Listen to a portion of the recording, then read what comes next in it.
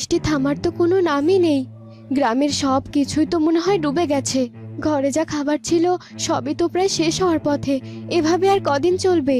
কি আর বলবো বলো, সবই আমাদের কপাল। না হলে তো এভাবে বন্যায় পুরো গ্রাম ডুবে যেত না। দেখতে দেখতে সবাই কেমন ঘরবন্দি হয়ে গেলাম। হ্যাঁ, এখন তো আমাদের স্কুলটাও বন্ধ হয়ে গেল। যে অবস্থা দেখছি, আমার তো মনে হচ্ছে আমাদেরকে ঘরবন্দি হয়ে থাকতে হবে। ছি ছি মা, এসব কথা বলতে নেই। মনে হচ্ছে আজই মোড়লের বাড়িতে যেতে হবে। দেখি উনি যদি গ্রামের লোকেদের জন্য কিছু একটা ব্যবস্থা করে। মোড়ল মশাই যেমন লোক, মনে তো হয় না যে উনি আমাদেরকে সাহায্য করবে। তবুও কি আর করার, সাহায্য চাইতেই হবে। বন্যার পানি যেভাবে বাড়ছে, মনে তো হচ্ছে দুদিনেই ঘরও ডুবে যাবে। তখন ঘরের চালে গিয়ে আশ্রয় নিতে হবে। দেখো কি হয়। যাই দেখি, আমি বরং মোড়ল মশাইয়ের বাড়িতে গিয়ে একটু দেখি। মোড়ল সাঁতরে সাঁতরে মোড়লের বাড়ির দিকে রওনা হলো। সেই রাস্তার ধারে কলা গাছে বাস করত এক ভয়ঙ্কর শাকচুন্নি। হে, কোন জ্বালায় পড়লাম রে বাবা! গ্রামটা দেখতে দেখতে ডুবেই গেল। সেই কবে একটু মাছ খেয়েছিলাম, এই বন্যায় মানুষের বাচ্চাগুলো মাছ খাচ্ছে না, আর আমারও খাওয়া হচ্ছে না। আরে ওই তো একটা মানুষের বাচ্চা, ব্যাটার সাহস তো কম নয়। এই বন্যায় সাঁতরে সাঁতরে এদিকে এলো। দেখতে হচ্ছে তো বিষয়টা। দেখি ও কোথায় যায়। মোড়ল মশাই, ও মোড়ল মশাই, বাড়িতে আছেন? একে রবি, তুই বন্যার মধ্যে কোথা থেকে এলি? আরে আরে, এদিকে কোথায় যাচ্ছিস? গা ভর্তি নোংরা পানি, ওদিকেই দাঁড়া। এবার বল, কি বলতে এসেছিস? মোড়ল মশাই, আসলে বড্ড বিপদে পড়ে আপনার কাছে এসেছি। বুঝতে পেরেছি, তোদের মতো পরিবার বিপদে না পড়লে তো আমার কাছে আসতি না। তা বল, কত টাকা লাগবে তোদের? তবে এবার কিন্তু তোকে বাড়ির দলিলটা দিতে হবে, নইলে আমি একটি টাকাও দিতে পারবো না। না না মোড়ল মশাই, আমি টাকা চাইতে আসিনি। টাকা চাইতে আসিসনি? তাহলে কেন এসেছিস? আসলে কি মোড়ল মশাই, গ্রামের মানুষেরা বন্যায় অনেক কষ্ট পাচ্ছে। যেভাবে পানি বাড়ছে তাতে মনে হচ্ছে দু একদিনের মাঝে ঘর বাড়ি সব ডুবে যাবে। তাতে আমি কি করব? আসলে মোড়ল মশাই, এই গ্রামে আপনার বাড়িটাই সবচেয়ে উঁচু জায়গায়। তাই বলছিলাম কি, আপনি যদি গ্রামবাসীকে এই বন্যায় একটু আশ্রয় দিতেন। কি কি বললি? আমার বাড়িতে তোদের মতো এই ছোট লোকগুলোকে আশ্রয় দিব? কেন, আমি কি আশ্রয় কেন্দ্র খুলে বসেছি নাকি? আসলে আপনি তো আমাদের গ্রামের মাথা। ওসব জেনে আমার কোনো কাজ নেই। যদি টাকা পয়সা লাগে তাহলে বল, তবে তার জন্য বাড়ির দলিল দিতে হবে। আর দলিল? বাড়ি ডুবে যাচ্ছে আর আপনি বলছেন কিনা দলিলের কথা? তাহলে এখানে দাঁড়িয়ে আছিস কেন? দূর হ, দূর হ বলছি। আহারে, মানুষের বাচ্চাটা কত আশা নিয়ে মোড়লের কাছে এসেছিল, কিন্তু ওই শয়তান মোড়ল তাকে তাড়িয়ে দিল। মনে হচ্ছে ঘাটে এক্ষুনি মটকে দেই। আমিও তো এমনই এক বন্যায় ডুবে মরেছিলাম, তাই তো আজ শাকচুনি হয়ে এই গাছ ও গাছ ঘুরে বেড়াই। না না, এই গ্রামের কাউকে আমার মতো কষ্ট পেয়ে মরতে দেব না। হায় বিধাতা, এখন আমি কি করব? কোথায় যাব? তাহলে কি এতগুলো মানুষ না খেয়ে এই বন্যার পানিতে ডুবে মরবে? না না, এই মানুষের বাচ্চাটাকে আমি খাবো না। আমিও তো একদিন ওদের মতো মানুষ ছিলাম। যে করে হোক আমি ওদেরকে সাহায্য করব। শাকচুন্নি আবারও উড়ে উড়ে এদিক সেদিক যেতে লাগলো। তখনই তার চোখ গিয়ে পড়লো একটি কলা বাগানের উপর। হয়তো পেয়েছি বুদ্ধি, হয়তো কলা বাগান। এই কলা বাগান থেকে আমি অনেকগুলো ভেলা বানাবো আর গ্রামের মানুষদের সাহায্য করব। হি হি হি হি। এই তো অনেকগুলো ভেলা তৈরি হয়ে গেছে, কিন্তু আমি যদি এগুলো ওদের দিতে যাই, ওরা তো আমাকে দেখে ভয়ে পালাবে। আমি যাব না ওদের সামনে, বরং দূর থেকেই দেখবো। শাকচুনি তার জাদু শক্তি দিয়ে গ্রামের সবার ঘরে ঘরে একটি করে ভেলা পৌঁছে দিল। অমন মুখ গোমরা করে ফিরে এলে যে, কি বললো মোড়ল মশাই? কি আর বলবে, জানোই তো উনি কেমন মানুষ। শুধু টাকার নেশা, আমাদের ঘর বাড়ি সব দখল করে নেয়ার ধান্দা। এছাড়া কি বা বোঝেন উনি? বুঝেছি, যা ভেবেছিলাম তাই হয়েছে। এর চেয়ে চলো আজ আমরা বিকেলে আমার বাপের বাড়ির উদ্দেশ্যে রওনা হই। বললে আর হয় নাকি? গ্রামের যে অবস্থা, মেয়েটাকে কি সাঁতরে সাঁতরে নিয়ে যাব নাকি? তাই বলে এখানেই থাকবো? কাল যদি পানি আরো বেড়ে যায় তখন কি হবে? কি আর হবে, কপালে যা লেখা আছে তাই হবে। রবি আর লায়লা যখন কথা বলছিল, তখনই শাকচুন্নি তাদের ঘরের সামনে একটি কলা গাছের ভেলা রাখলো। এই তো সেই ভালো মানুষের বাচ্চাটার বাড়ি, এখানে একটা কলা গাছের ভেলা রেখে দেই। কিন্তু ওরা তো ঘরের ভেতরে আছে। আমি বরং মানুষের গলা নিয়ে ওদেরকে বাইরে ডাকি, তাহলে ওরা নিশ্চয়ই বাইরে আসবে। শাকচুন্নি রবির বাড়ির সামনে একটি গাছের উঁচু ডাল থেকে রবিকে ডাকতে লাগলো।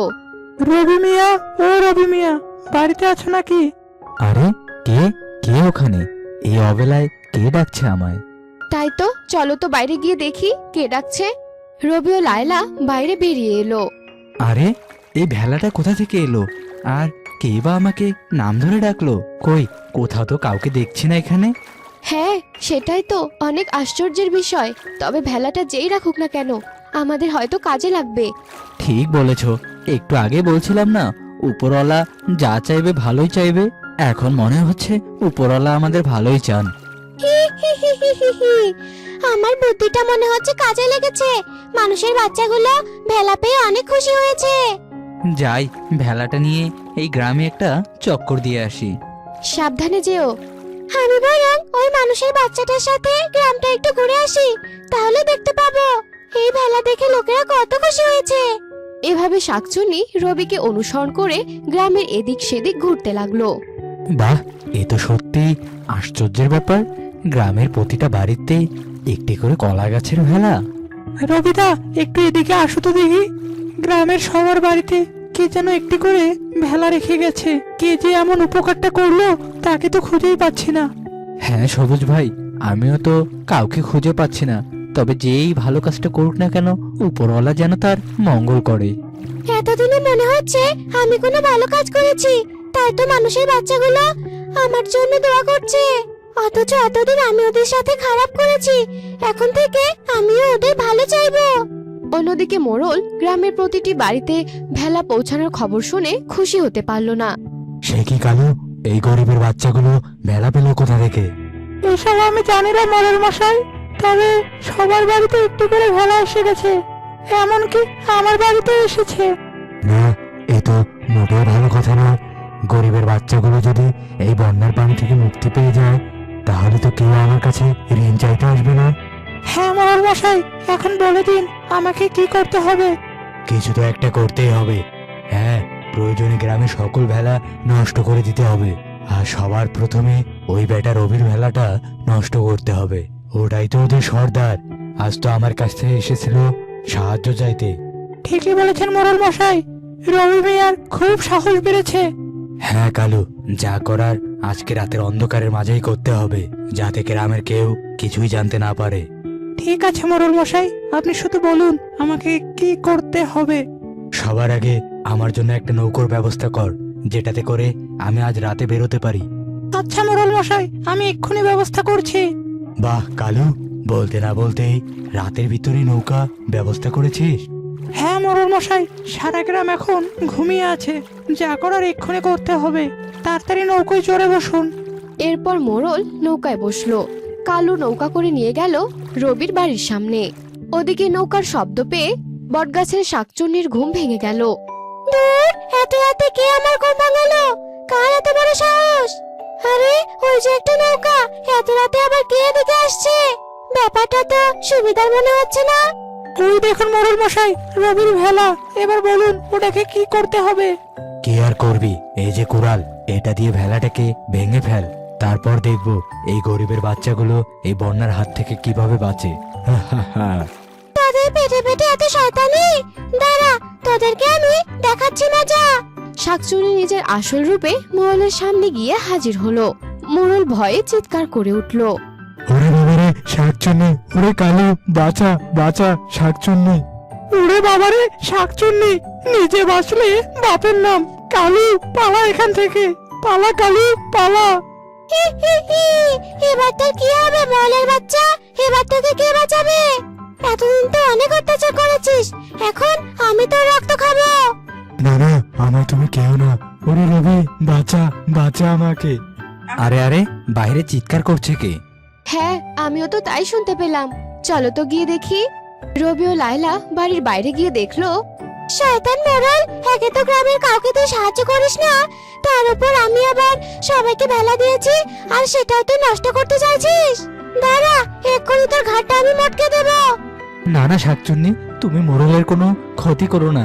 এবার বুঝতে পেরেছি গ্রামের সবগুলো ভেলা তুমিই দিয়েছো, এই জন্য তোমাকে অনেক অনেক ধন্যবাদ। এতদিন শুনেছি শাকচুন্নিরা ভালো হয় না, কিন্তু আজকে তোমাকে দেখে সব ধারণা বদলে গেছে। প্রভু, বাঁচা বাঁচা আমায়। এই যে মানুষের বাচ্চা, তুই ওকে বাঁচাতে আসিস না। ও নিজের স্বার্থের জন্য মানুষের অনেক ক্ষতি করেছে। আমি আর ওকে এসব করতে দেব না।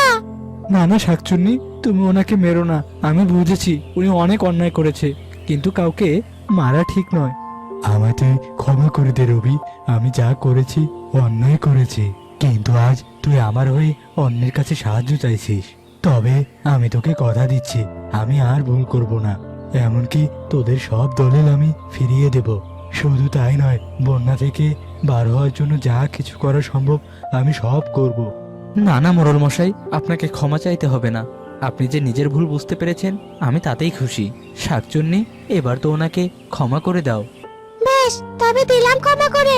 তবে আমি এই গ্রামে থাকবো।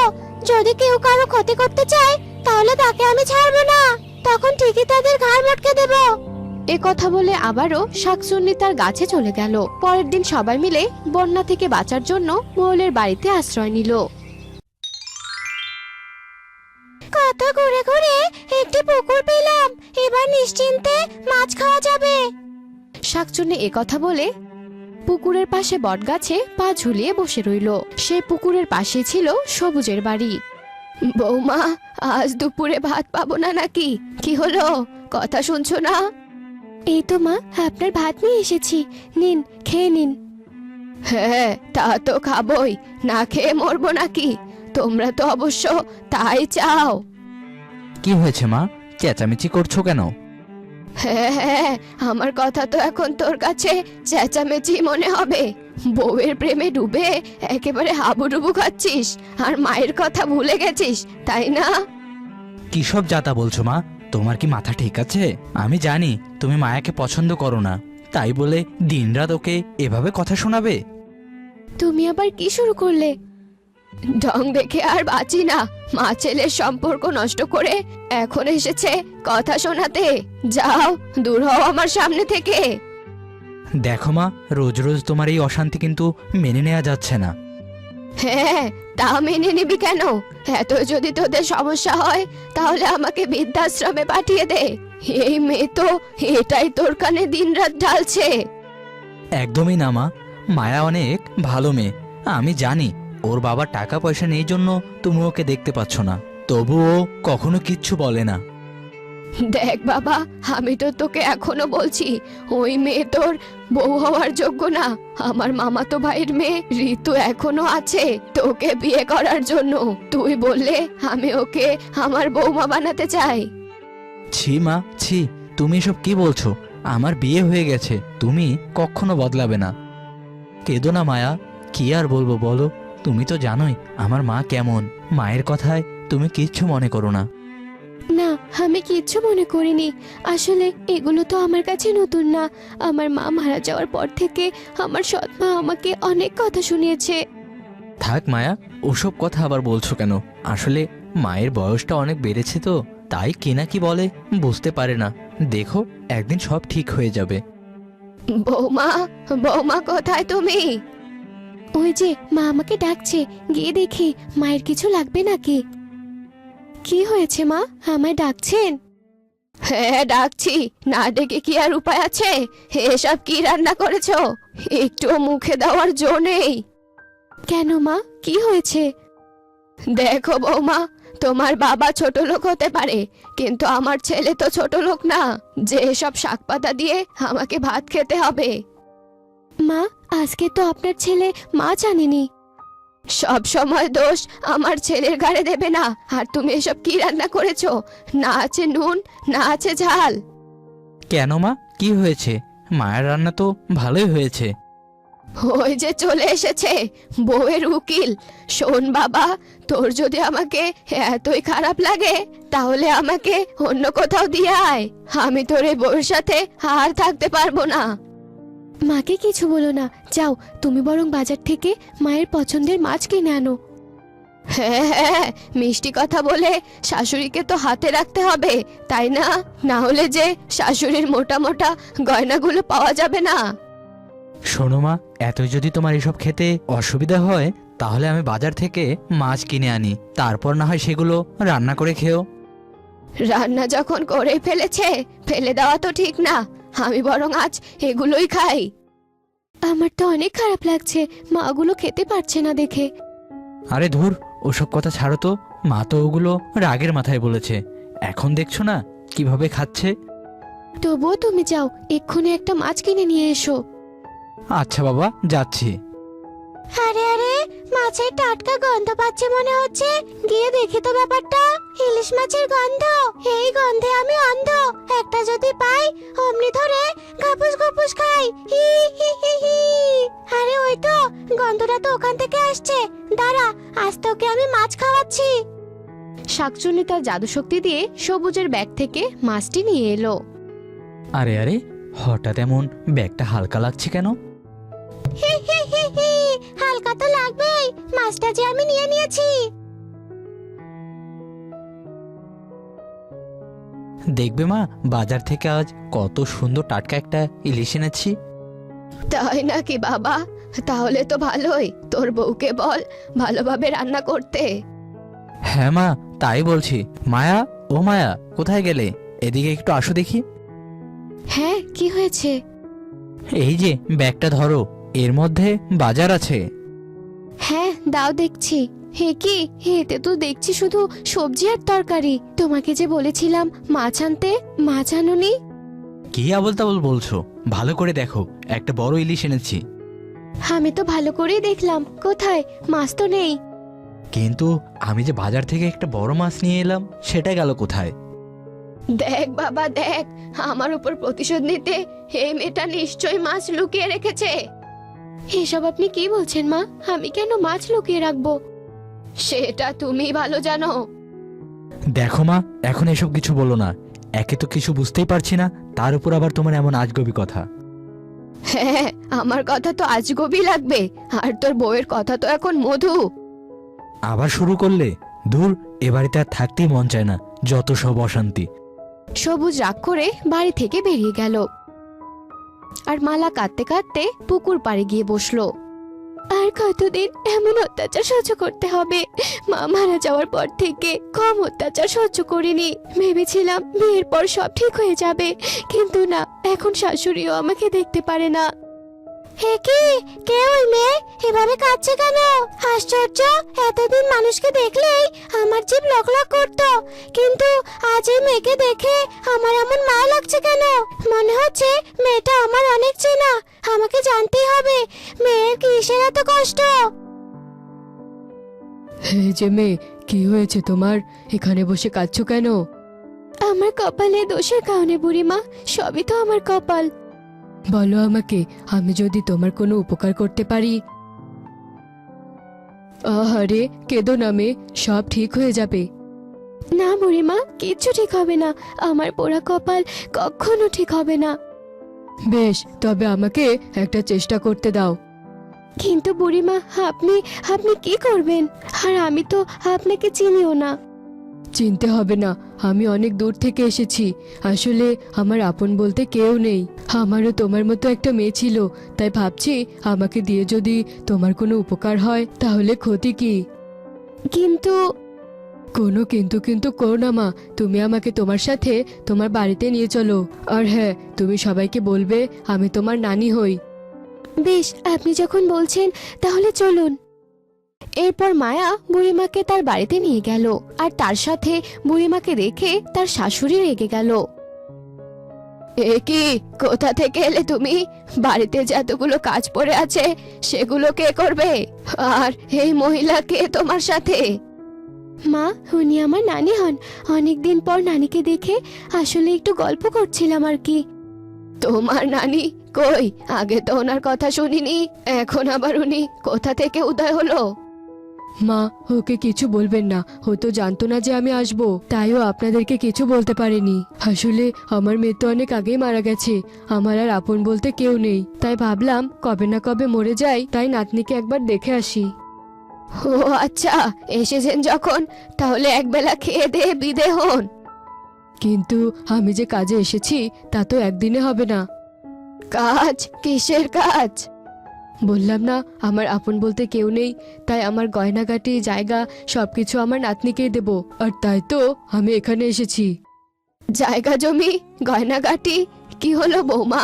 তোমার নানিকে ওখানে দাঁড় করিয়ে রেখেছো কেন? ভিতরে নিয়ে এসো। আসুন মা, আমার কথায় কিছু মনে করবেন না। আসলে আমি আমার বৌমাকে অনেক ভালোবাসি। কি বৌমা, তাই না? হ্যাঁ মা, তাই তো। যাও মা, তুমি বরং ভেতরে গিয়ে তোমার নানির সাথে কথা বলো। আমি রান্নাঘরের কাজগুলো সেরে নিচ্ছি। কিন্তু মা। কোনো কিন্তু কিন্তু করো না তো। যাও, নানিকে ভেতরে নিয়ে যাও। এই বলে মায়া ঘরে চলে গেল। দেখলে তো মা, তোমার শাশুড়ি কেমন বদলে গেল। হ্যাঁ, তাই তো দেখছি। সবই লোভ। এরপর শাকচুনির চোখ গিয়ে পড়ল মায়ার ঘরে ঝোলানো তার বাবার ছবির দিকে। ওই দেয়ালে ঝোলানো ছবিটা কার? ওই ছবিটা, ওটা তো আমার বাবার। হে কি বুড়িমা, কি হলো আপনার? তোমার বয়সী আমারও একটা মেয়ে ছিল, হঠাৎ তার কথা মনে পড়ে গেল। আমি তোমাকে কথা দিচ্ছি মা, যে করেই হোক তোমার জীবনের সব কষ্ট আমি দূর করব। আমি তো আপনার মেয়ের মতোই বুড়িমা। হ্যাঁ মা, তাই তো। এই নাও বৌমা, তোমার আর তোমার নানির জন্য চা করে আনলাম। মা, আপনি আবার কষ্ট করতে গেলেন কেন? তোমার নানি এসেছে আর আমি এটুকু করব না? এসব নিয়ে আমি ভাবি না, আমার নাতনিকে খুশিতে রাখুন, এটাতেই আমি অনেক খুশি। তা তো রাখবই, তার উপর আবার আপনি ওকে গয়নাগাটি দিচ্ছেন, ভালো তো রাখতেই হবে। কি বললেন? না না, কিছু না। আর মায়াও নিজের ঘরে চলে যায়। কতকাল পর আমি আমার মেয়েকে দেখলাম। সেই কবেই তো মরে শাকচুনি হয়ে গেছি, কিন্তু আমি আমার মেয়েকে মরতে দেব না। যে করে হোক ওই লোভী শাশুড়িকে আমার শায়েস্তা করতেই হবে। এবার তাহলে আমি আসি। সত্যি মা, তোমাদের আতিথেয়তা আমি কোনো দিনও ভুলবো না। কিন্তু আপনি যে চলে যাচ্ছেন, ওই গয়নাগাটি আর জমির দলিল ওগুলো তো দিয়ে গেলেন না। কি বৌমা, কিছু বলছো না যে? না মা, আসলে ও আর কি বলবে, আসলে ওগুলো আমার কাছে কিছুই নেই। আমি দেখতে চেয়েছিলাম যে আপনি সত্যি সত্যি আমার নাতনিকে ভালোবাসেন কিনা, নাকি আপনার মনে কোনো লোভ আছে। কিন্তু দেখলাম আপনি অনেক ভালো মানুষ, আর আপনার কাছে আমার নাতনি ভালোই থাকবে। কি কি বললেন আপনি? এত বড় বাটপারি, তাও আবার আমার সাথে? বেরিয়ে যান, বেরিয়ে যান বলছি আমার বাড়ি থেকে। আর বৌমা, তুমিও বেরিয়ে যাও। তোমার মতো ছোট লোকের নাতনিকে আমার বাড়িতে আমি রাখতে চাই না।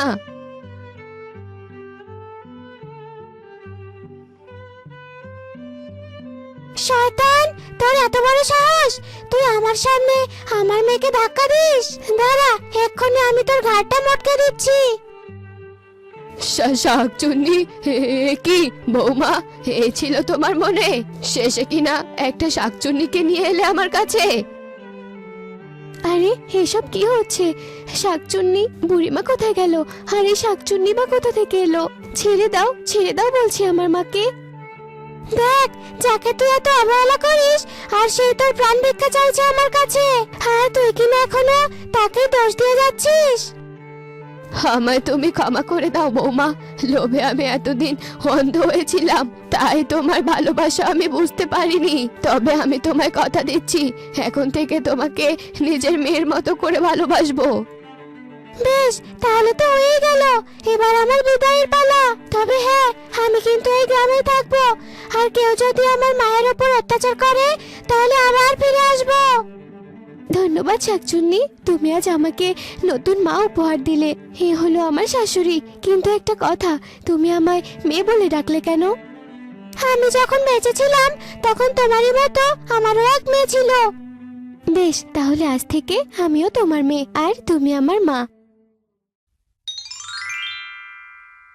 মধুমতি গ্রামে ছিল একটা সুখী পরিবার। সেই পরিবারে ছিল 3 রূপসী কন্যা। সবচেয়ে সুন্দর কন্যা ছিল লিলি। লিলি হলো সেই পরিবারের সবচেয়ে ছোট্ট কন্যা, তাই সবাই তাকে খুব আদর করত। আর লিলির সৌন্দর্যের ওপর সবাই মুগ্ধ ছিল। সেই গ্রামের পাশে একটা ভাঙা প্রাসাদে থাকতো একটা খুনখুনি ডাইনি বুড়ি। ডাইনি বুড়ি সবসময় তার যৌবন ফিরে পেতে চাইতো। আমার আয়ু কমে আসছে, যদি আমি আমার আয়ু বাড়াতে চাই তাহলে আমাকে আবারও আমার যৌবন ফিরে পেতে হবে। আর তার জন্য আমার দরকার কোনো সুন্দরী রূপবতী মেয়ে।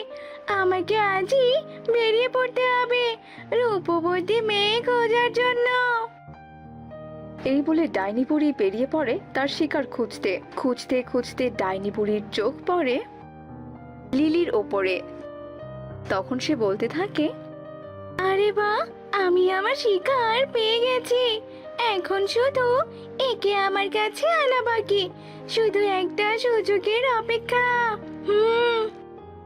ডাইনি বুড়ি লিলিকে তার ফাঁদে ফেলার জন্য চিন্তা করতে থাকে।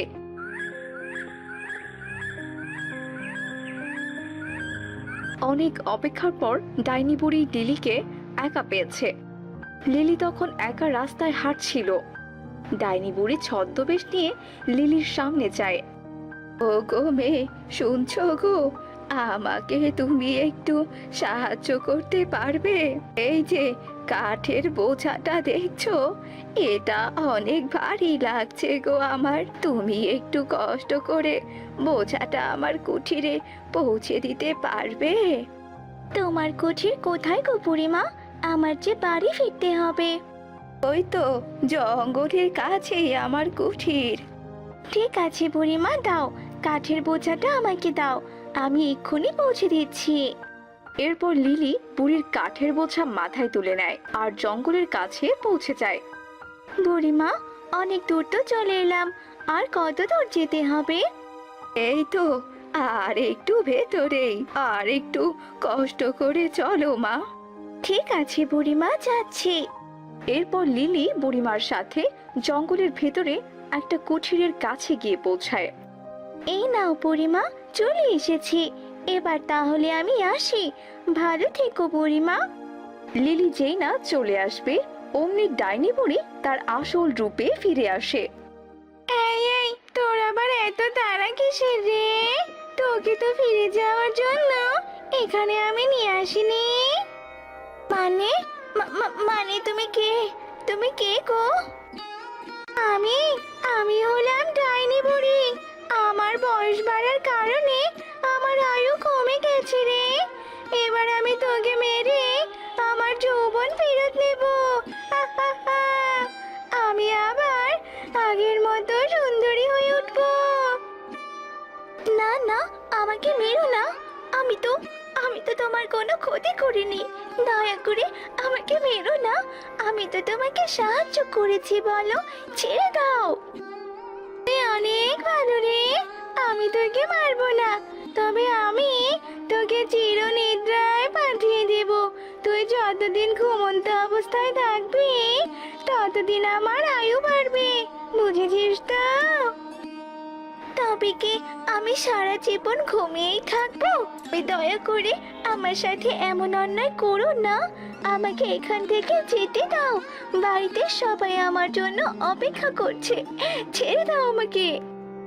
তুই ততদিন ঘুমিয়ে থাকবি যতদিন না কোনো সৎ রাজকুমার এসে তোকে স্পর্শ না করছে।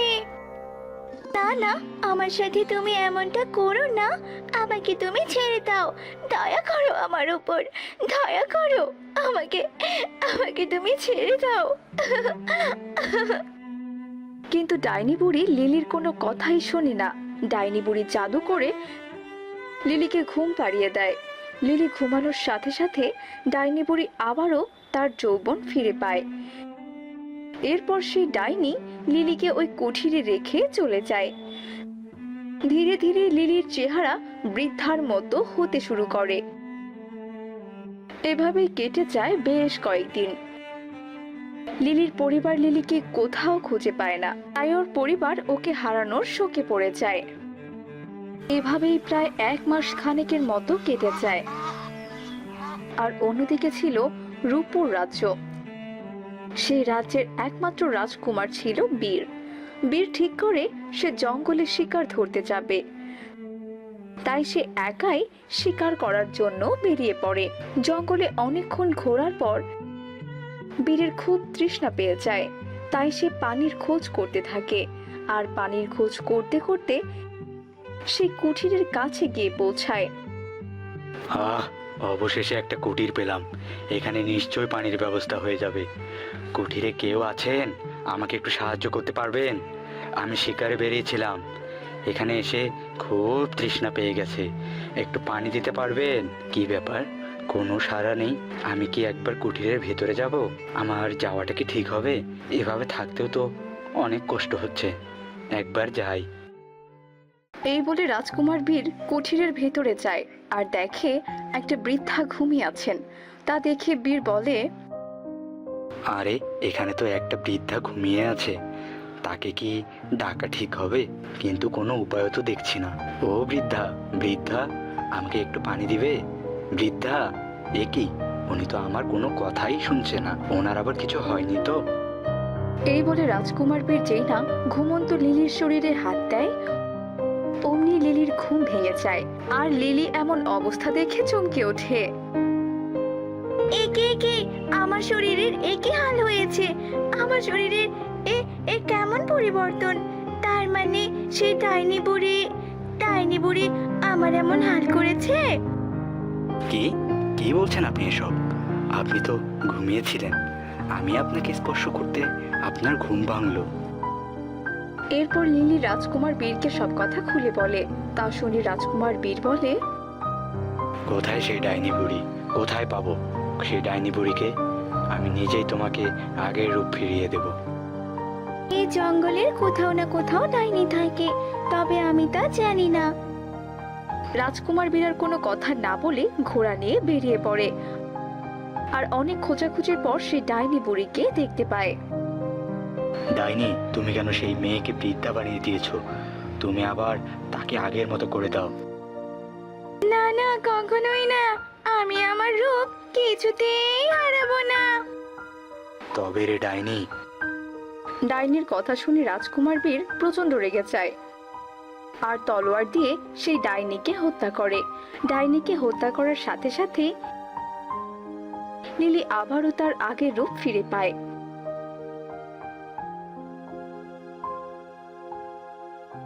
বীর লিলির এমন রূপ দেখে তার প্রেমে পড়ে যায় আর লিলিকে নিয়ে তাদের বাড়িতে চলে যায়। লিলিকে দেখে সবাই অনেক খুশি হয়ে যায়। এরপর থেকে তারা সবাই সুখে শান্তিতেই দিন কাটাতে থাকে।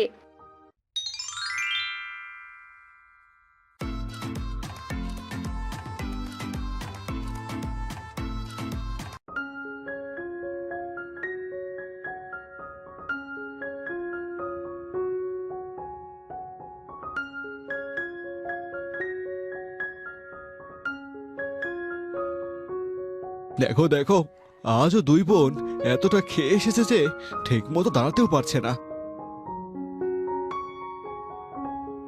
আসলে আসলে দোষটা আমারই। ওদের মা চলে যাওয়ার পর থেকে ওদের লাই দিয়ে দিয়ে এতটাই মাথায় তুলেছে যে ওরা ভালো মন্দ আর হিতাহিত জ্ঞান হারিয়ে ফেলেছে। এখন পরিস্থিতি এমন হয়েছে যে দুটো মেয়েই উচ্ছন্নে যাবে। কি যে করবো আমি এদের নিয়ে। তাদের দুই মেয়ের কাণ্ড কারখানা দেখার পর শের ধনরাজ তাদের বিয়ের জন্য সম্বন্ধ দেখা শুরু করে দেয় আর কিছুদিনের মধ্যেই তাদের মতো ধনী পরিবারে দুই মেয়েকে বিয়ে দিয়ে দেয়, যেখানে তাদের শাশুড়ি রাজরানী তাদেরকে বরণ করার জন্য দাঁড়িয়ে থাকে আর ঘোমটা তুলে বলে, আরে শাশুড়ি মা, এখন এসব নাটক করা বন্ধ করুন তো। আমরা শ্বশুর বাড়ি এসেছি যুদ্ধ করতে নয়, তাই এসব ড্রামা এখন বন্ধ করুন। এসব বলে তারা বরণ সম্পূর্ণ না করে দু বোন ঘরে চলে যায়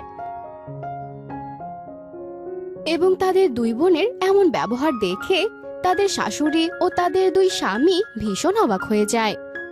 পরের দিন তাদের দুই বউ সকাল 10টায় ঘুম থেকে উঠলে তাদের শাশুড়ি রাজরানী বলে, কি বৌমারা, তোমরা এখনো স্নান করনি? আজ তো প্রথম তোমরা রান্নাঘরে রান্না করবে। তোমরা আজ মিষ্টি কিছু বানিও। যাও, এখন স্নান করে এসো। কিন্তু শাশুড়ি মা, আমি তো রান্না করতে পারি না, শুধু খেতে পারি। আরে এমনিতেও এটা তো বাড়ির চাকরদের কাজ।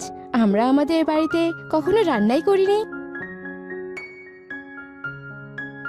বৌমা, বাড়িতে কাজের মেয়ে যতই থাকুক, বাড়ির বৌমারাই তো রান্না করে, তাই না? মা ঠিকই বলছে। বিয়ের প্রথম দিন সব মেয়ে তার শ্বশুর বাড়িতে মিষ্টি কিছু একটা বানিয়ে থাকে। বাপের বাড়িতে কিছু কম ছিল নাকি যে তোমরা এখানে লেকচার দেওয়া শুরু করেছো? সুকর্ণা, চল আমরা রেডি হয়ে আসি। এর কিছুক্ষণ পর তারা দু বোন সুইমিং ড্রেস পরে সবার সামনে চলে আসে, আর তাদের এমন কাণ্ড দেখে রাজরানী অবাক হয়ে যায়।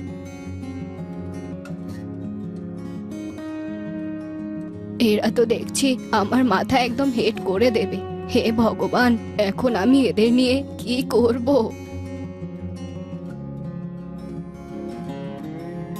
রাজরানী ছিলেন একজন সমাজসেবিকা আর একজন ধার্মিক মহিলা। তার একটি এনজিও ছিল যেখানে শহরের অনেক নামি দামি লোকেরা যুক্ত ছিল। এভাবেই বেশ কিছুদিন কেটে যায়। মালা আর সুকন্যা শ্বশুর বাড়ির কোনো দায়িত্বই সে পালন করত না। তারা দুজন সবসময় নিজেদের মেকআপ, শপিং আর পার্টি নিয়েই ব্যস্ত থাকতো। এত রাত্রিবেলা এত ছোট ড্রেস পরে তোমরা কোথায় যাচ্ছ বৌমা?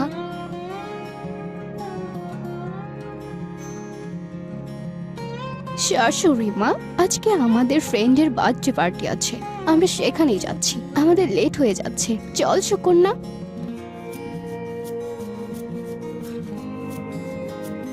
এরপর তারা দুজন মিলে গাড়িতে করে সেই পার্টিতে যায় আর গিয়ে মদ খায়। আর মাঝরাতে কিছু ছেলে তাদেরকে বাড়িতে ড্রপ করে দেয়। আর মাঝরাতে টলতে টলতে বাড়িতে ঢুকে পড়ে। এ দেখে রাজরানী বলে,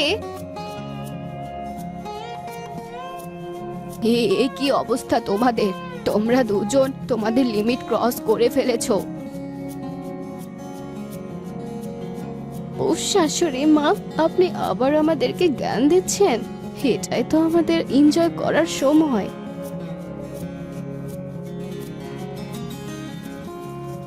এখন আমরা এনজয় করব না তো কি আপনার মতো বুড়ি বয়সে এনজয় করবো নাকি? হ্যাঁ,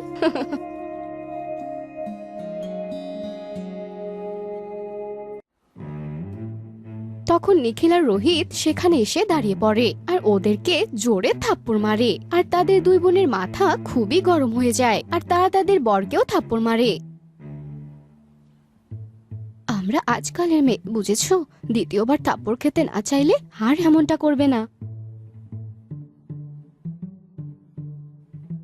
এরপর তারা তাদের ঘরে চলে যায়। একদিন যখন মালা আর সুকন্যা তাদের ঘরে শুয়েছিল, তখনই তাদের ফোনে একটা এসএমএস এলো যেখানে শহরের বাইরে ফার্ম হাউসে তাদেরকে ইনভাইট করা হয়েছে।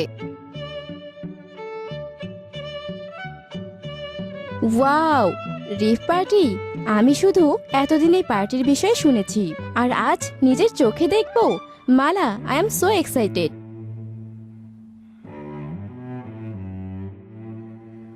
অফকোর্স ইয়ার, লাইফের সব কিছু থেকে এনজয় করতে হবে।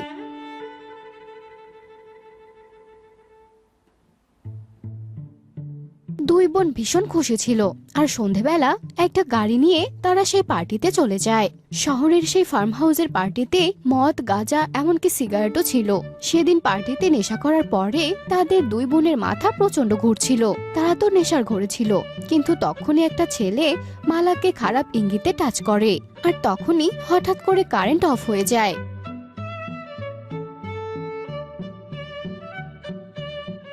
আর কারেন্ট এলে দেখা যায় যে সেই ছেলেটি মৃত অবস্থায় সেখানে পড়ে রয়েছে। আর তখন সেই পার্টিতে পুলিশ এসে সবাইকে গ্রেফতার করে নিয়ে যায়। আর পরের দিন সকালবেলা রাজরানী তাদের ছেলেদেরকে নিয়ে থানায় গিয়ে পৌঁছায়।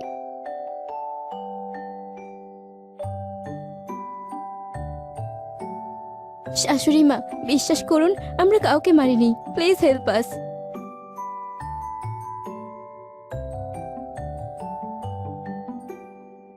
হ্যাঁ রোহিত, আমাদেরকে বিশ্বাস করো। আসলে আমরা আমাদের ভুল বুঝতে পেরেছি। আমরা অনেক বড় অন্যায় করেছি ওই পার্টিতে গিয়ে। আজকের পর থেকে আমরা ওই পার্টিতে যাব না, একদমই না।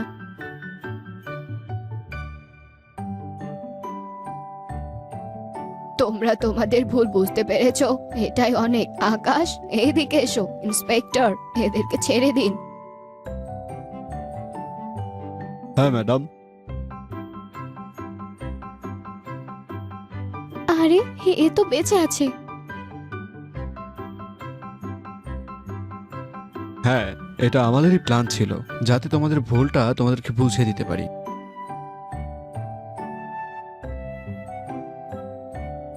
আসলে রাজরানী আর তার ছেলেরাই এই প্ল্যানটা করেছিল, সুকন্যা ও মালাকে শিক্ষা দেওয়ার জন্য। তারা এই পার্টির আয়োজন করে এই ড্রামাটা তৈরি করেছিল। আর যে ঘটনার পর সুকন্যা ও মালা ভালোই শিক্ষা পেয়েছিল, আর তারপর থেকে এরা দুজন বেহায়া মেয়ে থেকে সংস্কারী মেয়ে হয়ে গুছিয়ে তাদের সংসার করতে শুরু করলো।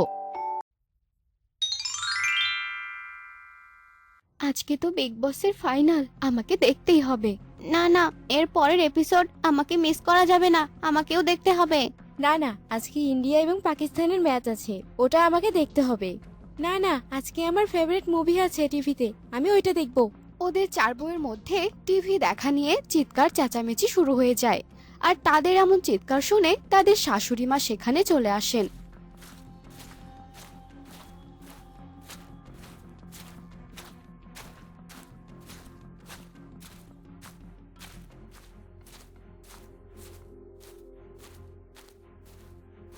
আরে আরে চুপ করো তোমরা, তোমাদের মধ্যে তো দেখি লজ্জা শরম বলতে কিচ্ছু নেই। সব সময় তোমরা এই টিভি দেখা নিয়ে এমন করো। আজকে কেউ টিভি দেখবে না, তোমরা সৎসঙ্গের প্রোগ্রাম আছে টিভিতে, আজ আমি ওটা দেখবো। এই বলে সরলা তাদের কাছ থেকে রিমোট নিয়ে তার পছন্দের সিরিয়াল দেখতে শুরু করে দেয়। কিছুদিন পর এই, তোমরা যদি আজকে আমাকে ইন্ডিয়া এবং পাকিস্তানের ম্যাচটা দেখতে দিতে তাহলে কি ক্ষতি হতো? তোমাদের সিরিয়াল তো প্রতিদিনই হয়। কিন্তু আমার যে বিগ বসের ফাইনাল খেলাটা দেখা হলো না। আরে এই পায়েল, আর তুমি এই বিগ বসের সিরিয়াল দেখে কি এমন হয় বলো তো? আরে পায়েল, তুমি যে ক্রিকেট করো, 1 ওভারে কত হয় সেটাও কি বলতে পারবে?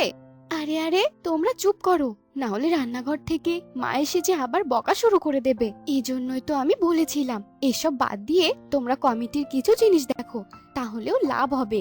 আরে আমাদের ঘরে কমেডির থেকে কি কিছু কম আছে নাকি? সেটাই দেখে নাও। এসব বলে তারা 4 জন ঘরের ভেতর হাসতে শুরু করলো। এসব হাসাহাসি শুনে পাশের ঘর থেকে সরলা দেবী বলে উঠলো, আরে আরে তোমরা এমন হাসাহাসি করছো কেন? যাও রান্না সেরে নাও। এদের কিছু বোঝাও যায় না বাপু, কখনো ঝগড়া করে আবার কখনো হাসাহাসি করে। এভাবেই সরলা পরিবারের দিন কাটছিল। এভাবে একদিন সরলা দেবী বলছিল, এই যে 4 বউ, তোমরা ভালো করে শুনে নাও, তোমাদের মেশো ঠাকুর আর মেশো মাসি আসবে, তাদের সামনে কিন্তু তোমরা কখনো ঝগড়া করবে না। এভাবে কেন বলছেন আপনি? আমরা কি প্রতিদিনই ঝগড়া করি নাকি? আমরা তো মাঝে মাঝে একটু টিভি দেখি। হ্যাঁ হ্যাঁ, আমিও তো নিজের ইচ্ছা মতো কখনো কখনো দেখতে পাই। এই কি মিথ্যাবাদী রে! যেই না টিভি চালু হয় ঠিক তখনই জিনের মতো এসে হাজির হয়। আর আমি তো হাতে কখনো রিমোটই পাই না। টিভিটা চালু হলেই তুই তো রিমোট নিয়ে ডাকাতের মতো বসে পড়িস। এভাবে ওদের 4 জনের ঝগড়া চলতেই থাকে। আরে আরে তোমাদের ঝগড়া মেটাতে মেটাতে তো আমি একদিন এই দুনিয়া ছেড়ে চলে যাব।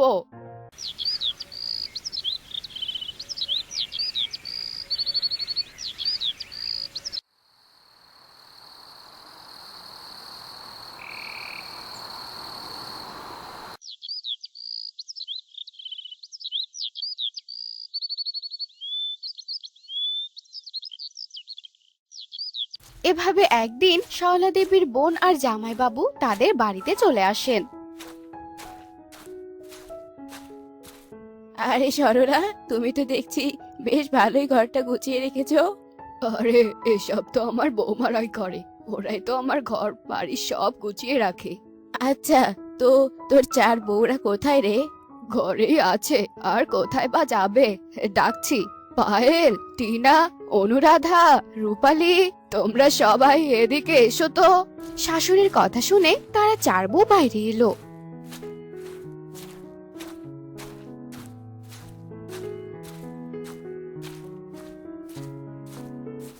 আর তাদের মাসি শাশুড়ি ও মেশো শ্বশুরকে প্রণাম করলো। বাহ বাহ, কি সংস্কারী সব বৌমারা, রূপ এবং গুণ সবই আছে ওদের মধ্যে। আগে টিভিটা চলতে দাও না, তারপর সব সংস্কার বেরিয়ে যাবে। তুমি নিশ্চয় কোনো পুণ্যি করেছো, তাই এত ভালো বৌমা পেয়েছো।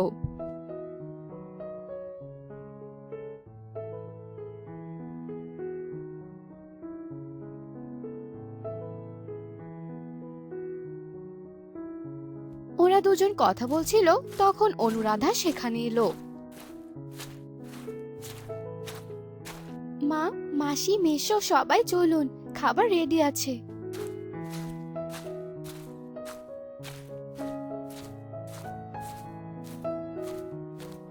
খাবার খেয়ে মা আর মাসি বাইরে ঘুরতে চলে যায়।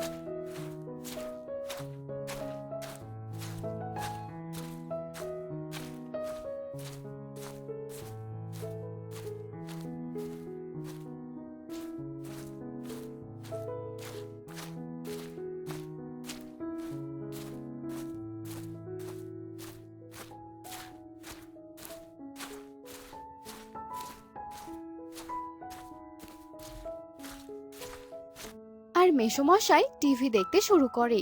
ঠিক তখনই অনুরাধা সেখানে আসে।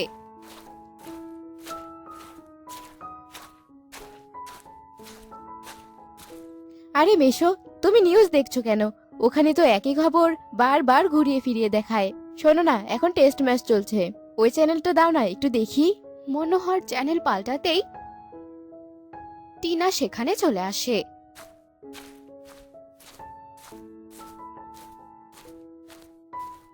আরে কি সব ফালতু চ্যানেল দেখছো? স্টার প্লাসটা দিয়ে দাও না, সেখানে ভালো সিরিয়াল চলছে। আসলে কি মেশো, আজকে না ওই বাড়ির বউটা পালিয়ে যাবে, তাই আর কি সিরিয়ালটা দেখবো। মনোহর এরপর চ্যানেলটা পাল্টে দেওয়াতে পায়েলের মুখ ভার হয়ে আসে।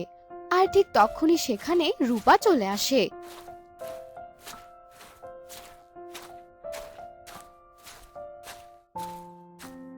এসব কিছু বেকার, আপনি না রিয়েলিটি শোটা দিয়ে দিন। মনোহর চ্যানেলটি পাল্টে দেয়। আর ঠিক তখনই সেখানে অনুরাধা চলে আসে।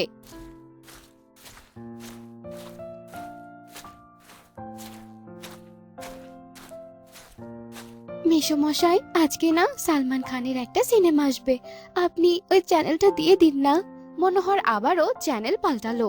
মেসোমশাই, আমার চ্যানেলটা দিয়ে দিন তো। না না, ম্যাচ। না না, রিয়েলিটি শো। না না, সিনেমা। এভাবে ওদের চার বউয়ের মধ্যে আবারও ঝগড়া শুরু হয়ে যায়। মনোহর ওদেরকে অনেক চুপ করানোর চেষ্টা করে, কিন্তু মনোহরকে কেউ পাত্তাই দেয় না। আর আওয়াজ এত জোরে হয় যে বাইরে শয়লা দেবীর কানে পৌঁছে যায়। হে উপরওয়ালা, এদের মধ্যে তো দেখছি আবার ঝগড়া লেগে গেছে। কিসের ঝগড়া? এরপর শয়লা দেবী আর তার মাসি ঘরে আসে।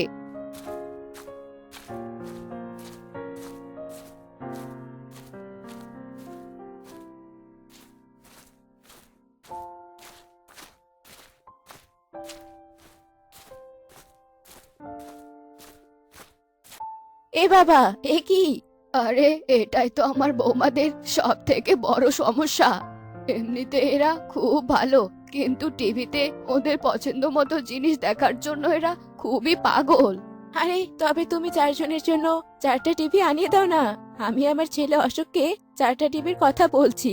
ঠিক আছে, তুই ওকে টিভি পাঠিয়ে দিতে বলিস, আমি ওর অ্যাকাউন্টে টাকা পাঠিয়ে দেব। এরপর তাদের মাসি ও মেশো বাড়িতে চলে যায়। আর তাদের চার বউয়ের ঘরে আলাদা আলাদা 4টা টিভি এনে দেয়। কিন্তু ওরা কোনো মজা পাচ্ছিল না, কিছু না কিছু তারা যেন মিস করছিল।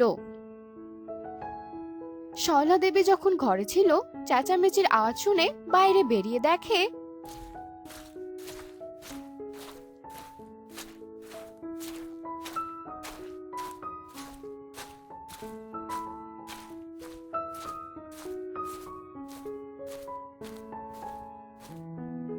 আরে এখন কেন লড়াই করছো?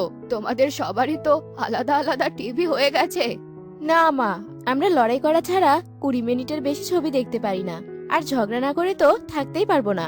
আর তাই আমরা এই টিভিটাই দেখব, কিন্তু সবার আগে আমার পছন্দের সিরিয়ালই দেখব। না আমার। না, আমি আমার পছন্দের দেখব। আর আমি কি এখানে কারো মুখ দেখতে এসেছি? আমি আমার পছন্দের সিরিয়াল দেখবো। তো তোমরা এসব তো আমাকে আগেও বলতে পারতে, তাই না? কিন্তু ওরা চারজন নিজেদের মধ্যে ঝগড়া করতে এতটা ব্যস্ত, সরলা দেবীর কথা কেই বা শোনে। আর ওরা চার বৌমা এখনো পর্যন্ত ঝগড়া করেই যাচ্ছে।